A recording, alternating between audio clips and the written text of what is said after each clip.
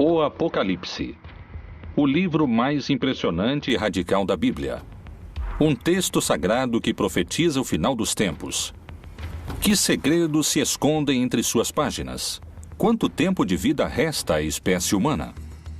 A história tem um rumo, e esse final é iminente, porque já estamos na etapa da última dessas figuras. Ou seja, o fim da história já está próximo. Por que muitos mencionam que existe um lugar onde seus habitantes poderiam se salvar? Segundo vários especialistas, dos 7 selos que compõem o Apocalipse, 5 já foram abertos, e agora o 6º está prestes a se abrir, o que trará a destruição de grande parte da população mundial. O caso está aí, mas há 7 selos. Quem nos dirá o que vai acontecer? E todos choram. Mateus está sugerindo a possibilidade de que não haja tanto medo no final dos tempos. Um grupo de cientistas detectou na natureza novos sinais que anunciariam um desastre natural com um poder destrutivo capaz de provocar a extinção da espécie humana. O mundo acaba para dar lugar a outro mundo novo. Desde o princípio dos tempos, há relatos bíblicos em que Deus ameaça com destruição total.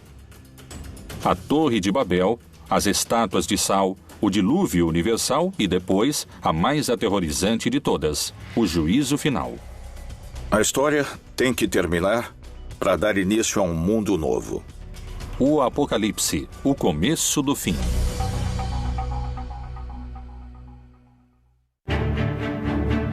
Ao longo da história, a ideia do fim do mundo provocou numerosas teorias.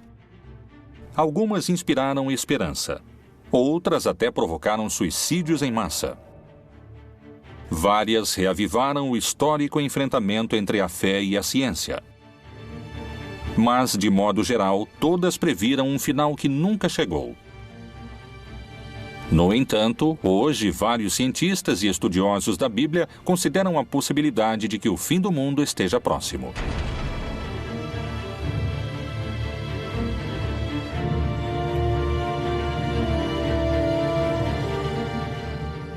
A grande quantidade de informações e o acesso imediato que temos aos fatos que acontecem no mundo nos levam a crer que são signos e sinais de que a profecia realmente está se cumprindo. Qual é a informação secreta contida no livro mais impressionante da Bíblia e que acaba de ser revelada? Talvez algumas respostas se encontrem no contexto em que o Apocalipse foi escrito. Palestina, ano 90. Pouco depois da morte de Jesus Cristo, os seguidores de sua mensagem cresciam em número no Império Romano. Mas, nessas terras, a ideia do Messias era sinônimo de rebelião política. O apóstolo João era uma figura-chave para os romanos. Ele descreve um império corrupto, assassino, perseguidor, que se opõe a essa verdade messiânica que eles interpretam. Então, ele vê esse mundo em estado de destruição. O livro do Apocalipse é uma fórmula literária em que, de alguma maneira, aqueles que o escreveram tentaram dar certa esperança às pessoas que estavam sofrendo uma perseguição. O autor do livro do Apocalipse se apresenta como um desterrado na ilha de Patmos e é geralmente identificado como o apóstolo João. O Império Romano concedeu a João um destino mais benévolo que ao resto dos seguidores de Cristo. Ele foi exilado na ilha de Patmos. Lá, ele teve as supostas revelações divinas que plasmou naquele que se tornaria o livro mais controvertido da Bíblia, o Apocalipse. O livro do Apocalipse foi escrito pela Igreja no último momento do Novo Testamento, por volta do ano 100, e significa a revelação. Através de visões proféticas, o livro parece prever a destruição do mundo de maneira progressiva até o retorno de Jesus, que regressará para julgar toda a humanidade e salvar os cristãos. A estrutura do texto é complexa. Contém etapas distintas, marcadas por 7 selos, 7 trombetas e 7 taças. A ideia da trombeta como aquilo que anuncia, a ideia da taça como aquilo que contém, que sustenta algo, que se derrama, a ideia dos selos como aquilo que, de algum modo, dá certificação. Os selos seriam acontecimentos que se deram de maneira constante ao longo de pelo menos 2000 anos. Existe a postura antiga, que considera que tudo anunciado no Apocalipse já aconteceu, e a postura futurista, que crê que está para acontecer. No entanto, creio que o Apocalipse é uma descrição de tudo que tem sucedido no que poderíamos chamar de período da igreja, ou seja, para os crentes, desde o momento em que Jesus parte até que ele retorne. Tudo isso é o Apocalipse. O fundamental é que existe um valor da história, um julgamento da história, e quem tem o livro nas mãos é precisamente o Senhor Jesus Cristo. É Ele quem pode julgar sobre o que ocorre na história. De diferentes maneiras fala-se de uma destruição paulatina do mundo e do ressurgimento do mundo em torno de um novo céu e de uma nova terra.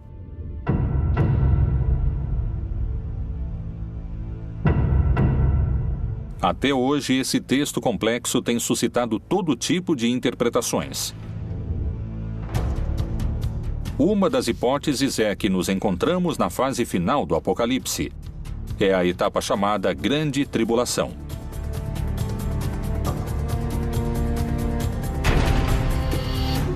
Esse período se caracteriza por um dado central: um personagem que chega depois de aberto o primeiro selo.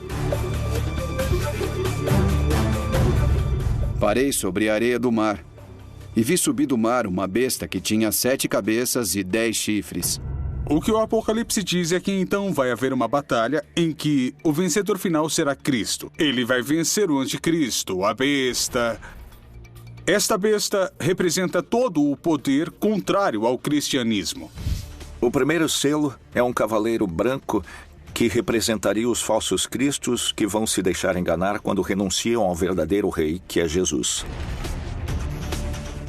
O texto narra que a besta tem tanto poder que vencerá todos que tentem enfrentá-la. Mas quem representaria a figura da besta? E quando acabarem seu testemunho, a besta que sobe do abismo travará guerra contra eles, e os vencerá e os matará. Através da história, esse personagem foi mudando em suas diferentes interpretações. Hoje, o líder da Igreja Católica identifica o anticristo com uma figura que surpreendeu sua própria comunidade. O Papa disse que o anticristo é a corrupção, e disse, em algum sentido, que é adaptar, é uma adaptação da Bíblia.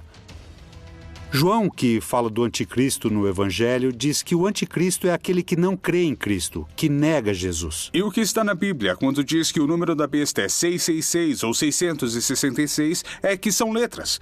Porque em nenhum idioma antigo, nem o grego, nem o hebraico, nem o latim, havia números. Existiam números, mas eram representados com letras. Estão indicando um nome. E em hebraico é César. Então, pode ser que represente o poder político que ataca a igreja. A condenação dos corruptos pelo chefe máximo da igreja causou impacto ao expor a figura do anticristo. O diabo é uma configuração que pode ter expressões muito claras em personagens nefastos da humanidade, como Hitler, como Videla, como Pinochet ou uma pessoa como Stalin. Pessoas horríveis da humanidade, mas não sei se o diabo se encarnou nelas. Eu acredito que eles foram expoentes da maldade, que seria atributo do diabo. Mas creio que nos equivocamos e que o pior da maldade é exercida por seres humanos. Por trás de tudo isso, há homens e mulheres que a exercem. Então, aí, podemos identificar os anticristos que existem nesse sentido. Segundo a tradição cristã, se acreditamos no anticristo na Terra, poderíamos afirmar que o primeiro selo já foi aberto.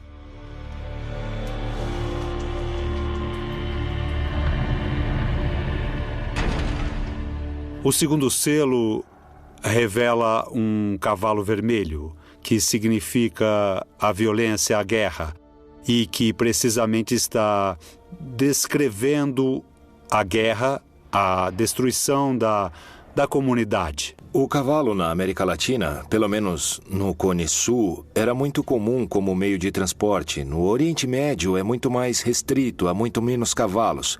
Era um símbolo da realeza, de poder, da beleza, muitas vezes ligado também a forças negativas, forças poderosas que têm a ver, às vezes, com o orgulho divino frente à vontade de Deus. O Apocalipse fala de uma realidade permanente. A violência entre os humanos vem desde o Gênesis, desde o capítulo 3, quando Adão e Eva discutem quem foi o culpado. Desde então se instaura a violência.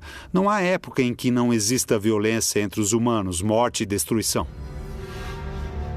Se levarmos em conta que as 2 guerras mundiais do século XX fizeram mais de 80 milhões de vítimas, é evidente, não podemos deixar de concluir que o segundo selo já foi aberto.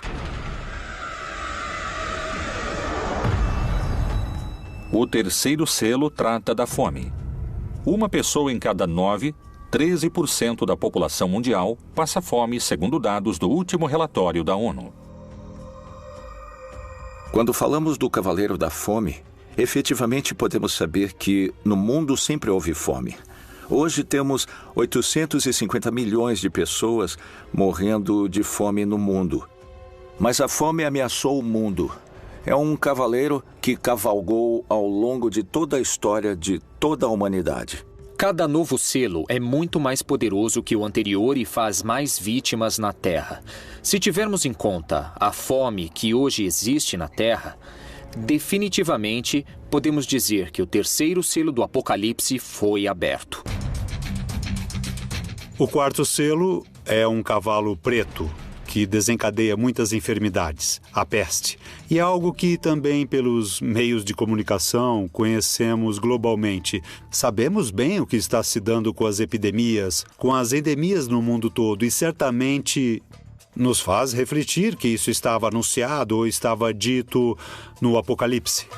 O quarto cavaleiro do Apocalipse representa as diferentes pandemias que aconteceram no mundo. Podemos também situá-lo ao longo desses 20 séculos. Desde a peste antonina, do ano 160 depois de Cristo, até a época de Justiniano, em que houve outra pandemia importante. No século XII, houve a peste bubônica e no século XIV, a peste negra. Como resultado, a população da Europa perdeu 1/4 de sua população. É muito interessante porque há uma parte do livro do Apocalipse que diz que 1/3 dos homens morreriam. Por estas 3 pragas foi morta a 1/3 parte dos homens.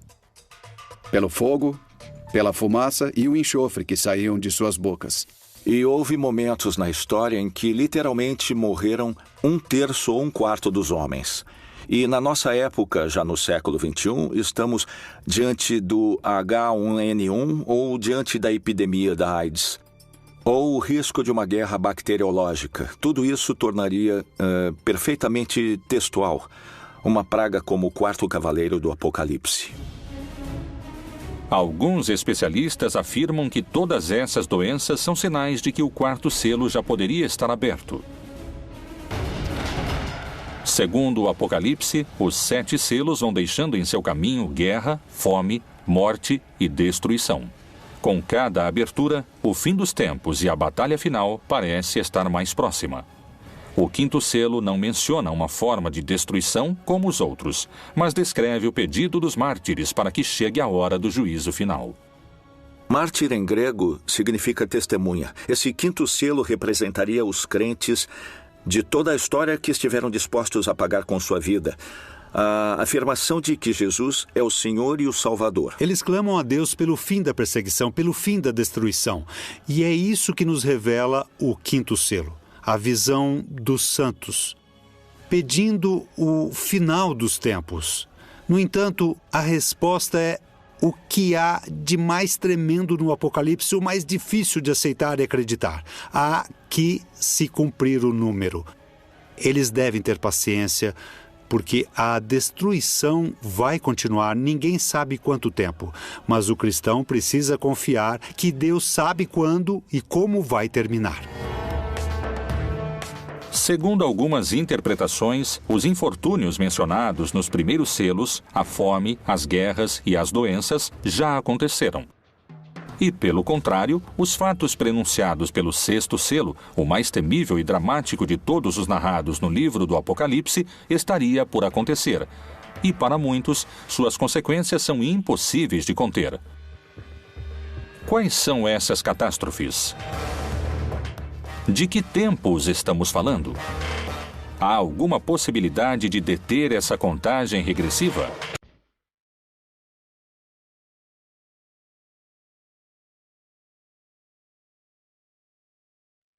O Apocalipse, o livro mais misterioso da Bíblia. Supõe-se que foi escrito pelo apóstolo João com símbolos e mensagens ocultos para não cair nas mãos dos romanos, que o teriam destruído. Não queriam que a palavra de Jesus e seu movimento contra o império prosperassem. O mistério das 7 estrelas que viste na minha destra e dos 7 castiçais de ouro. As 7 estrelas são os anjos das 7 igrejas, e os 7 castiçais que viste são as 7 igrejas. Quando João, no Apocalipse, fala das 7 taças, das 7 igrejas, das 7 luzes, está falando de tudo relacionado com os últimos tempos e está falando numa linguagem apocalíptica. A linguagem apocalíptica não tem nada de literal. Não se pode ler exatamente como está lá. É eufemística. Então, deve-se interpretá-la como sinais de difícil compreensão, como uma linguagem deliberadamente crítica. O número 7 representa um círculo, assim como a semana. Se falamos das 7 igrejas ou dos 7 anjos, mas também pode ter aspecto negativo se falamos do dragão, que é o diabo com 7 cabeças, ou da grande Babilônia, que está sentada sobre 7 montes. João visualizou bestas, monstros e enormes catástrofes naturais que destruiriam o mundo. No entanto, também descreveu um lugar que será salvo.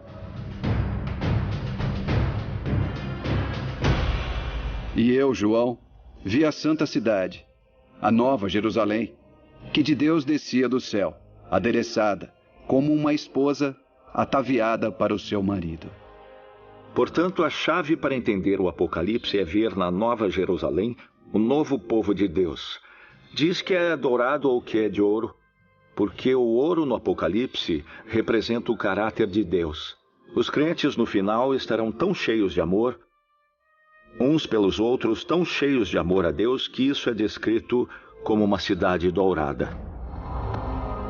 O Apocalipse fala de uma nova Jerusalém. Quando o Apocalipse foi escrito, ou pelo menos quando foi editado, a cidade de Jerusalém já havia sido destruída. Estava em ruínas. Quem são esses eleitos mencionados no texto sagrado? Como é o povo que se salvaria do fim anunciado pelo Apocalipse? Poderia existir no mundo um lugar com essas características? Michoacán, México. A quase 700 quilômetros ao sul do Distrito Federal, na chamada Terra Quente do estado, encontra-se Nova Jerusalém.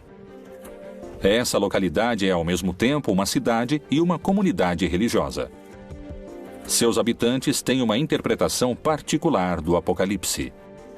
Aqui no México temos um estado que se chama Michoacán, onde um sacerdote, o Padre Nabor, por volta de 1973, iniciou um movimento para que seus paroquianos fossem viver em comunidade. Em Nova Jerusalém há um povo muito crente que acredita que com suas rezas vão salvar o mundo.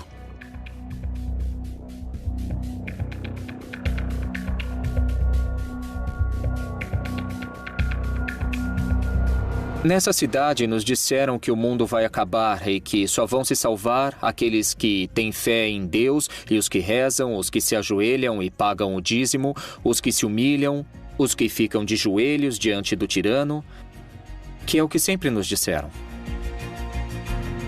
Como começou essa ideologia que hoje define a vida cotidiana de cerca de 2.500 pessoas?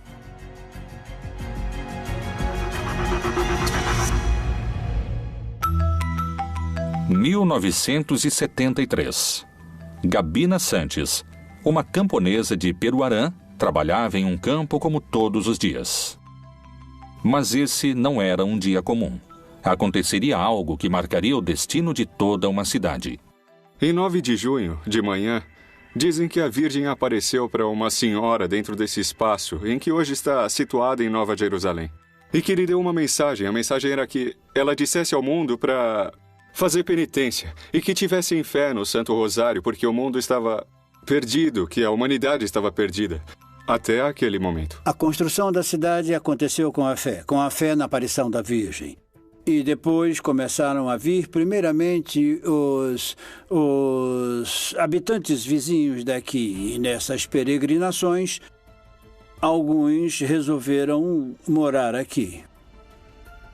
A Virgem, quando pediu ou indicou como se formaria uma comunidade ou uma cidade, ela disse como queria a comunidade. Pediu que fizesse uma cidade, mas disse que queria um lugar pobre e simples, onde ela pudesse recolher acolher seus filhos que fossem vê-la. Queria pessoas simples, pessoas de coração puro, capazes de uma entrega limpa. E indicou que tinham que fazer um lugar diferente de qualquer outro para salvar o mundo.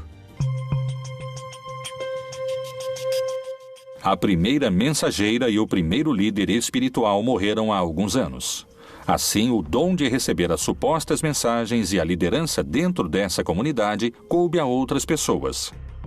Hoje, se supõe que uma mulher é a encarregada de se comunicar com a Virgem e existe um líder que determina os destinos da cidade. As regras são muito rígidas. Nós somos fiéis à Virgem do Rosário. Acreditamos nela, acreditamos na sua aparição, acreditamos na maior parte das mensagens que transmitiu do ano de 73 ao ano de 81. A devoção a ela se dá em primeiro lugar com o Rosário. Rezar o Rosário, levá-lo consigo, é dessa maneira que se dá essa devoção. As condutas proibidas em Nova Jerusalém são... basicamente, não usar tecnologia, como telefones celulares, internet, redes sociais. Em termos de roupas, para as mulheres, não usar decotes nem minissaias. E rezar diariamente, 2 vezes por dia, 3 vezes por dia, pagar o dízimo. Está proibido o namoro, está proibido a educação laica, está proibido o futebol. Ou seja, basicamente, as crianças não têm nenhum tipo de distração e passam o dia inteiro rezando. Desde os primeiros séculos e na Idade Média houve grupos que trataram de fundar comunidades onde se estabelecesse a Nova Jerusalém.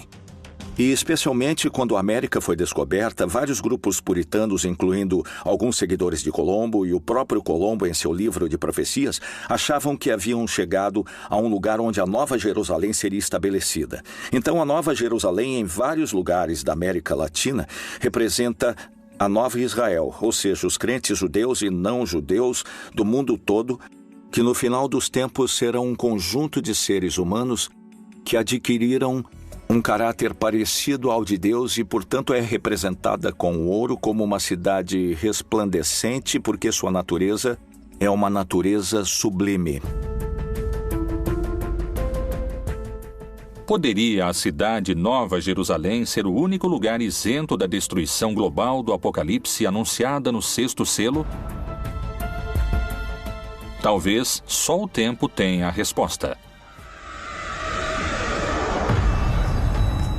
E quais são os desastres descritos no 6º selo do Apocalipse? Fala de cataclismos e de fenômenos naturais, que também são destrutivos para a comunidade perseguida, mas que refletem de modo mais direto que é Deus quem controla a história. Porque é Ele que, nesse caso, desencadeia os fenômenos naturais. Nos 4 primeiros cavaleiros, quem os desencadeia são os inimigos. Mas, nesse caso, é Deus mesmo quem controla a natureza. Em toda a Terra vai haver um grande terremoto que dará origem ao começo desse cataclismo apocalíptico que marcará a diferença entre o fim dessa época, ou éon, e o novo éon, ou a vida eterna. Uma das teorias sobre Nova Jerusalém indicaria que essa comunidade também seria protegida desse último selo. Ela tem características geológicas em seu subterrâneo, onde se juntam placas de cobre, ferro e metais, que tornam a terra mais forte para resistir a um tremor. Possíveis coincidências se ocultam entre os textos do Apocalipse. Será a natureza quem definirá o final dos tempos? Que segredos se escondem entre suas páginas em relação a terremotos e vulcões? A interpretação de vários estudiosos da Bíblia sugere um cenário dramático na etapa mais destrutiva, que profetiza uma devastação planetária. O que é o Anel de Fogo? Por que alguns cientistas afirmam que nele poderia se desencadear uma destruição maciça e que coincide com a descrição do sexto selo? O significado do Anel de Fogo, que basicamente rodeia todas as costas pacíficas do Oceano Pacífico, é a colisão das placas. Nessas zonas de colisão de placas continentais e placas oceânicas ocorrem fenômenos vulcânicos e sísmicos. Isso coincide basicamente com o Cinturão de Fogo, o Anel de Fogo do Pacífico. De que modo estão mencionadas no livro do Apocalipse as consequências do sexto selo? Mas quanto aos covardes, aos incrédulos, aos abomináveis e aos homicidas, e aos que se prostituem, e aos feiticeiros, e aos idólatras, e a todos os mentirosos, a sua parte será no lago que arde com fogo e enxofre, o que é a segunda morte. Do ponto de vista geológico e astronômico, os fenômenos são basicamente a extinção do Sol. O Sol vai passar a ser um gigante vermelho, aumentará significativamente de volume e absorverá nesse crescimento tanto Mercúrio quanto Marte. A proximidade do Sol fará com que o planeta se aqueça muitíssimo e, nesse momento, desaparecerá a vida. E havendo aberto o sexto selo, olhei, e eis que houve um grande tremor de terra. Quando se abre o sexto selo do Apocalipse, ocorrem os terremotos. Aqui, a palavra é literal. Não existe outra definição, nem explicação, nem nenhum tipo de erro de tradução. O reaquecimento poderia estar simbolizado pelo fogo, mas parece que esse não é o único desastre natural possível. A mensagem da Virgem de Nova Jerusalém anuncia que o final também poderá chegar através de grandes terremotos. Qual é a visão dos cientistas? Tal como o Anel de Fogo, também existe um risco maior de terremotos na América Latina? Equador, 31 de janeiro de 1906, magnitude 8.8. Chile, 22 de maio de 1960, magnitude 9.5. Foi o terremoto mais violento de que se tem registro. 4.000 pessoas morreram e cerca de 2 milhões perderam seu lar. México, 19 de setembro de 1985, magnitude 8.1. Mortos, 20.000. Haiti, 12 de janeiro de 2010, magnitude 8.0. 220.000 pessoas morreram. Os pontos do mundo com maior atividade sísmica são os que se encontram próximos de alguma falha, que é a união entre duas placas tectônicas. Toda a costa ocidental da América, não só da América Latina, mas também da América do Norte, que é parte do Cinturão de Fogo do Pacífico, tem atividade sísmica permanente, de graus baixos até graus altos, mas sempre está relacionada ao movimento das placas tectônicas, como é o caso também do vulcanismo. Porque se levantará nação contra nação e reino contra reino. E haverá terremotos em diversos lugares, e haverá fome e tribulações. Estas coisas são os princípios das dores. O aumento da grande quantidade de terremotos que vem acontecendo desde 2009 é um fenômeno que a ciência investiga e para o qual ainda não pôde dar uma verdadeira explicação. Os textos messiânicos ou apocalípticos podem ser lidos de várias formas, e sempre em cada geração há os que dizem que está para acontecer, porque isso faz alusão a Obama, faz alusão a Putin, faz alusão à crise econômica, e isso fala de tal guerra, ou seja, sempre houve pessoas que tentaram interpretar os textos e focalizá-los. Na seita do Mar Morto, há um tipo de literatura que se chama Pesher, que é a interpretação, por exemplo, do profeta Habacuque ou outros. E aí eles fazem isso, há um texto bíblico e eles agregam. Essa figura é tal pessoa que existe hoje, ou seja, querem ajustar o texto e adaptá-lo. Ou dizer, viu, isso explica o que está acontecendo hoje em dia. No início do século XX, começaram a surgir os primeiros sismógrafos e assim começamos a ter um registro mais exato da atividade sísmica até o presente, com melhores equipamentos e uma maior quantidade de equipamentos para registrar a atividade sísmica. E assim podemos verificar com maior precisão todos os sismos que ocorrem no planeta.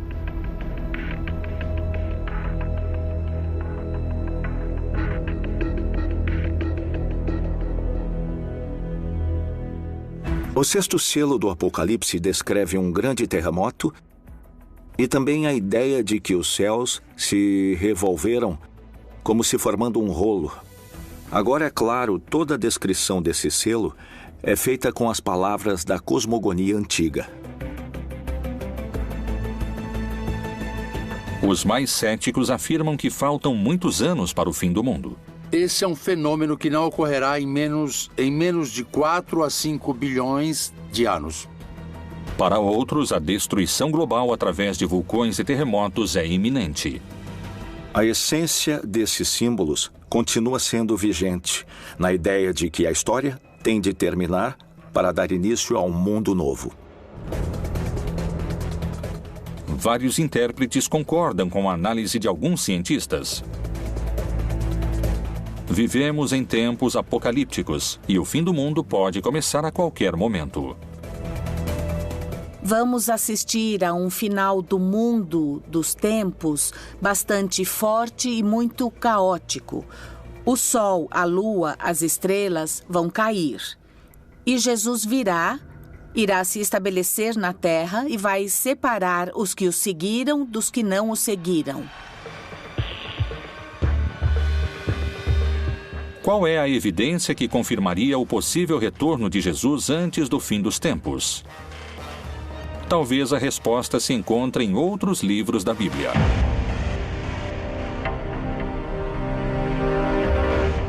O Apocalipse é o livro mais antigo e controvertido da Bíblia. Tanto no Antigo como no Novo Testamento, vários profetas descreveram como seria o mundo em tempos apocalípticos.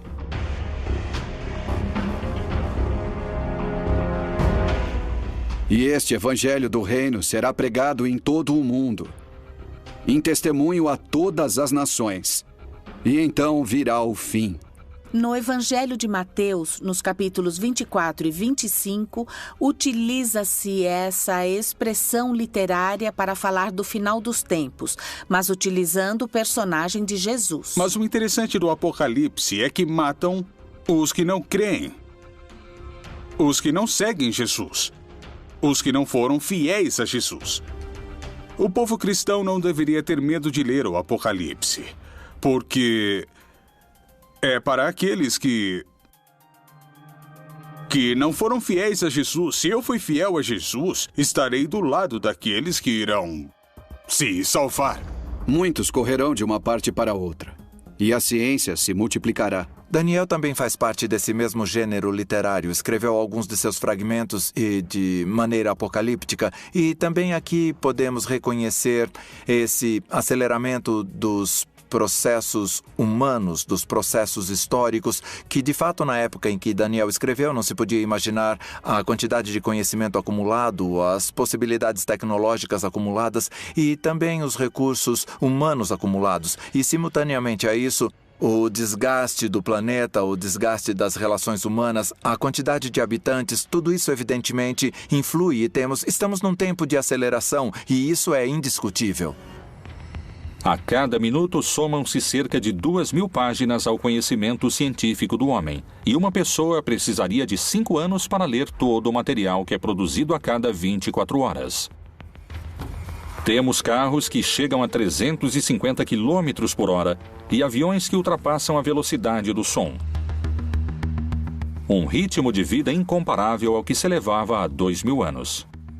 As visões no livro de Daniel estão entre os grandes mistérios apocalípticos.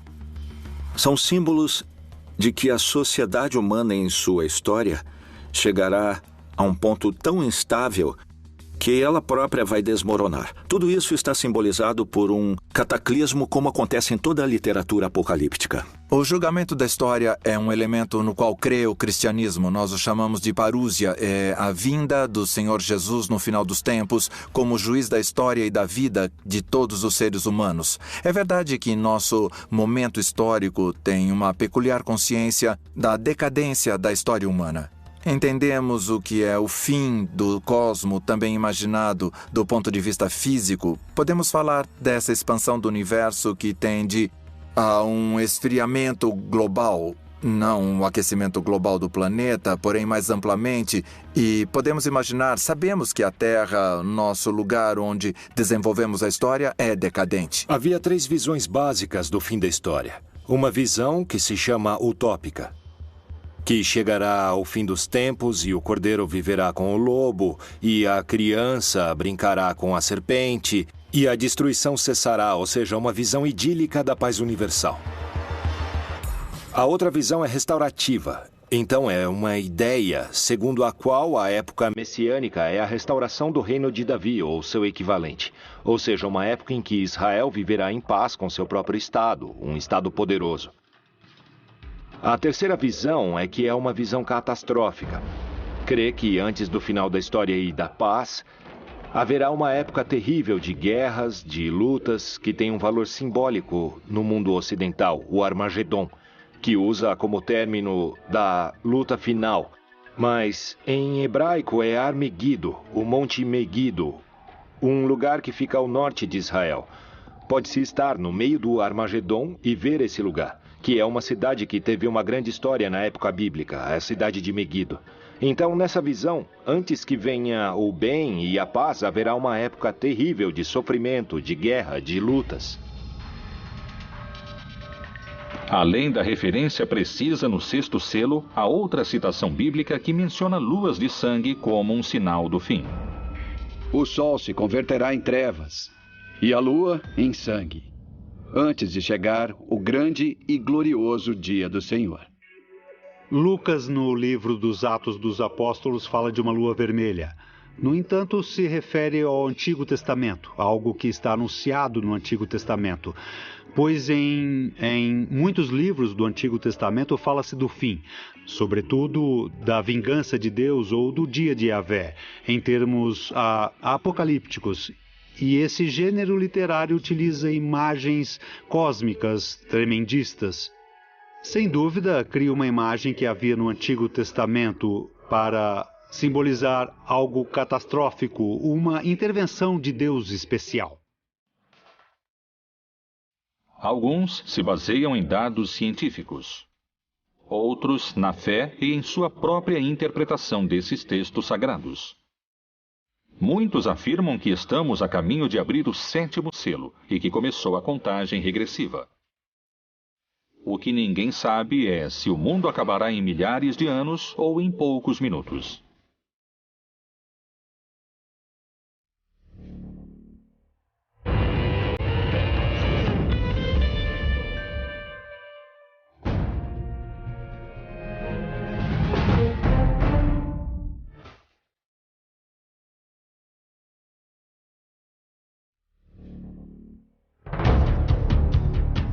As profecias apocalípticas têm um espaço próprio no livro mais importante da história, a Bíblia. Depois das catástrofes do 6º selo, o texto descreve a abertura do 7º, em que 7 anjos tocarão 7 trombetas e 7 taças serão derramadas. Esse selo anuncia o fim dos tempos e a batalha final. E vi outro grande e admirável sinal no céu. 7 anjos que tinham as 7 últimas pragas, porque nelas é consumada a ira de Deus. Na verdade, o 7º selo supõe o fim da história, o fim das perseguições, o triunfo dos eleitos, a derrota dos malvados, da besta, do dragão, etc. O Apocalipse também mostrou ao longo de todo o texto que quem comanda a história é Deus, que ele inclusive permite aos maus e aos cataclismos atingirem os eleitos. E finalmente o sétimo selo revela o triunfo divino, a instauração do reino de Deus no mundo. O dia final será precedido de uma batalha entre um anticristo e Deus ou o bem.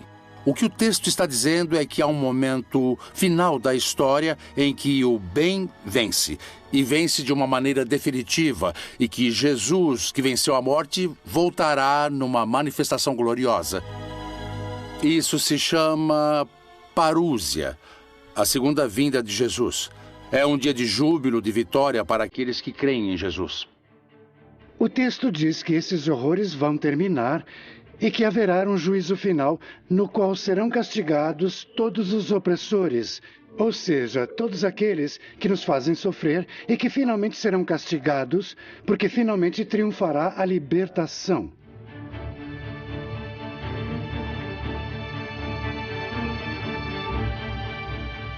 É uma mensagem de esperança.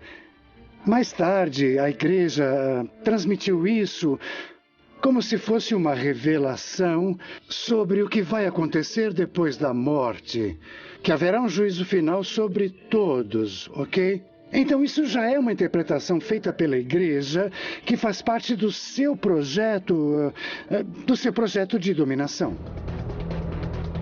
O Apocalipse não é um livro histórico. Não é um livro do futuro, não é como uma bola de cristal que revela o futuro.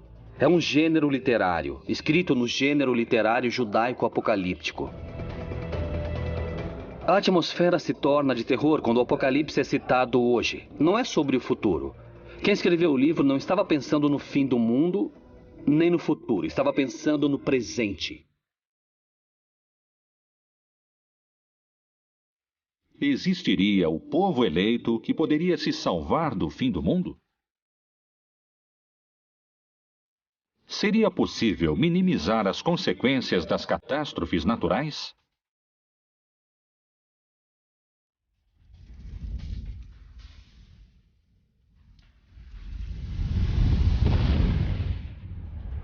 Se as interpretações recentes estiverem corretas, estaríamos em contagem regressiva? Seria preciso um milagre para nos salvar? O Apocalipse seria o melhor roteiro de um filme de ficção ou a advertência de um final anunciado? Só o tempo trará essas respostas.